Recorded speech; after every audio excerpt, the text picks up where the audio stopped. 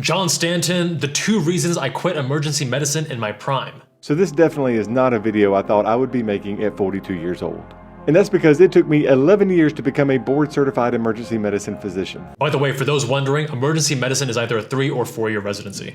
I knew I wanted to be a doctor, but now, fast forward 25 years later, and a day after I was thrown a "can't believe you're actually quitting" good luck party, this is me actually working my last shift as a full-time emergency medicine physician, and this video is the story of how I achieved my dreams, and then everything kind of went south. Damn, this is the real deal. This isn't him saying that he is quitting his full-time gig and going locums. I'm hooked. That's because I'm actually wired to be an ER doctor. That means he must have ADHD and love the outdoors. I didn't want to work in clinics, I knew I didn't want to deliver babies, I really wasn't fond of the operating room, and I didn't want to follow people's blood pressures and sodium levels on a regular basis. Plus, whenever I wasn't in the hospital, the idea of not having to worry about my patients, not having to worry about paperwork, not having to worry about insurance or responding to pages because I'm on call really appealed to me. That is a really nice thing about emergency medicine, anesthesiology, radiology. It's definitely underrated. Most importantly, I truly love procedures. Stabilizing a patient when they are truly moments away of death, and then being able to go tell family members that everything is going to be okay. I remember specifically to this day an encounter when I was in medical school with an emergency medicine physician when I told him that I wanted to be an ER doctor. He looked me square in the eyes. He didn't try to dissuade me, but he asked me one simple question. How much time of the year are nights, weekends, and holidays? And not trying to spend too much time thinking about it, but not trying to sound like an idiot either, I quickly said, well, over half of the time. And he said, that's right. Keep that in mind. Over half the time when nobody wants to be working, nights, weekends, and holidays, you are responsible for being in the hospital. And that is common with a lot of specialties in medicine. But one thing with EM, we've talked about EM ad nauseum. I did why I didn't do emergency medicine. We've done so you want to be an emergency medicine doctor. We go into depth. EM has one of, if not the highest rates of burnout. Part of it is this, but there's some other reasons that we might get to later in this video. Working on Christmas when you're not married and don't have kids is one thing, but when you're walking out of the hospital alone at 2 a.m. on Christmas morning and you see your car is the only one in the parking lot and all of your colleagues in the healthcare setting have been at home, have been with their family, and you're going to end up celebrating Christmas a day or 2 days later because you were working, and then you're pretty much a zombie because you're so tired because you've been up all night on the actual day of Christmas because your body can't rebound like it was when it was younger, it affects you. I was one of those younger people that said, dude, I don't mind working hard. Dude, those things I'm not going to be complaining. That kind of hard life, I'm okay with that. And then you get older and reality hits, and I don't have a wife, I don't have kids. But even now, I'm starting to realize the importance of those things that when I was in my early to mid 20s, I was like, hey, yeah, who cares about lifestyle? I just want to work hard and love what I do. You will change as you get older. Your priorities will change. Your beliefs will change. The way you see the world will change. Or at least I hope it will. Now, I truly can't complain. Not only was I warned, but I knew getting into this profession what was required from a time management standpoint as an ER physician. Nights, weekends, and holidays are part of the plan when you sign on the dotted line. But it's kind of similar to planning a vacation at the beach only to have it rain the entire time, and while you're at the beach, you think to yourself, man, if only I'd known it was going to rain, I would have chosen a different week. It's kind of a similar line of thinking. There's no way to predict the weather for your future vacation.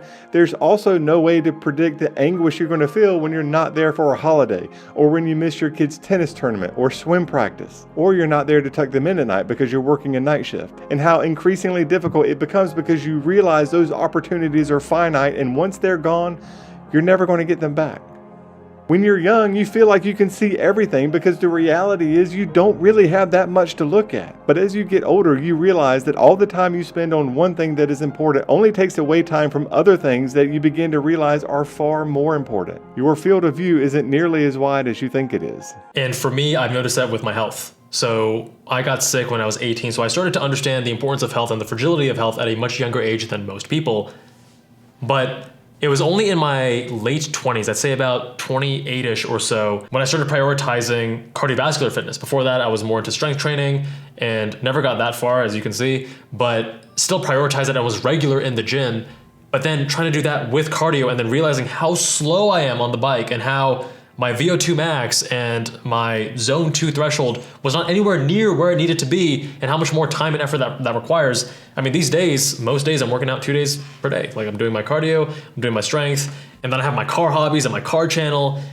That's before even wife and kids, right? The second, and I hate to say this, is the job itself. It has changed considerably over the last decade. These changes were already in place before the pandemic, but oh man, have they accelerated over the last few years. Even as I make this video, I love taking care of critically ill patients. But it is no secret that the burden of the US healthcare system is crumbling, and those effects are disproportionately affecting the emergency departments across the country. We covered this exact topic, especially from the nursing perspective, in this video right here. However, trying to get your healthcare for your chronic diseases, I tell people all the time, as politely as I can, but it's like going to Burger King and ordering a pizza. Burger King wants to feed you. They want to take away your hunger.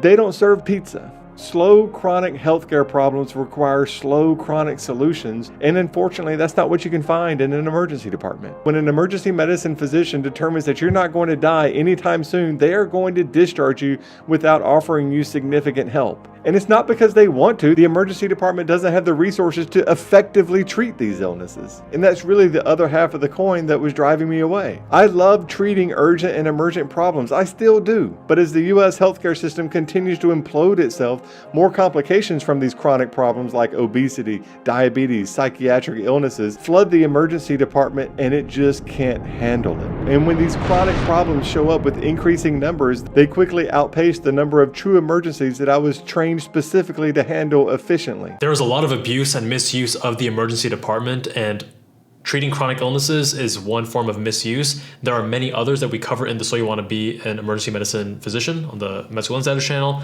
And I do think that is one of the factors that is contributing to emergency medicine physician burnout. And not only can I not provide adequate care for these patients that are showing up because of the inherent constraints of an emergency department, I was becoming increasingly frustrated by my inability to help them. Yeah, you're losing that autonomy. You're feeling a little bit powerless now. And it just makes it that much harder to leave your family on a regular basis when you're going to a job that you're not happy anymore doing. The term burnout gets thrown around a lot, and I feel like that's an unfair term because it appears to place the blame on the physician when they decide to quit. Not necessarily.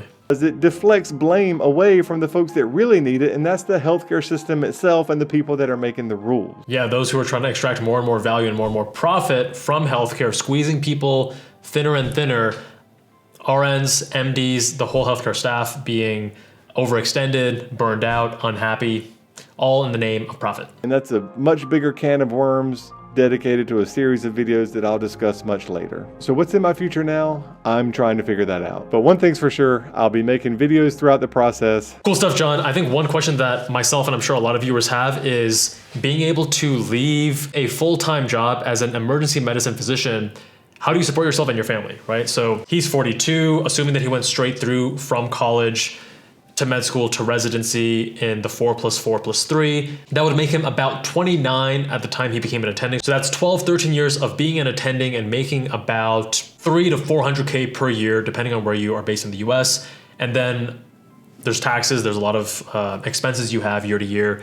But assuming he's saving aggressively, not sure what his student loan situation was like if he had student loans from college and med school. But these are all questions that come into mind. And a lot of physicians, if you go on White Coat Investor or these other blogs that are focused on attending physicians, a lot of it is focused on achieving retirement early. And it looks like he might be achieving retirement early, or maybe he has some other side businesses or side hustles, or if his wife is working, I don't know.